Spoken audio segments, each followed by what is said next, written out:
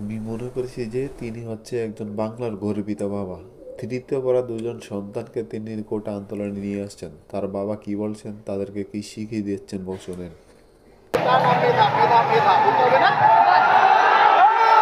এদেরকেও জানতে হবে আমাদের দেশে কিভাবে বৈষম্য হচ্ছে, বৈষম্যের বিরুদ্ধে দাঁড়াতে হবে। এই বয়স থেকে বৈষম্যের বিরুদ্ধে দাঁড়াতে হবে, এদেরকে শিখতে হবে। দেশে বৈষম্য রাখা যাবে না, মেধার বিকাশ করতে হবে। কোটার জন্য এই দেশ স্বাধীন হয় নাই, এই দেশ স্বাধীন হয়েছে ওইটার ভিত্তিতেই।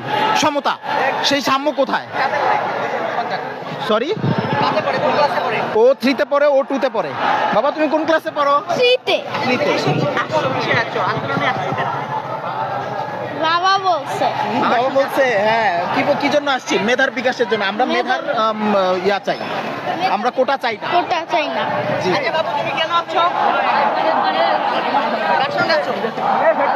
কার সাথে আসছো বলো? বাবার সাথে। বাবার সাথে আসছি।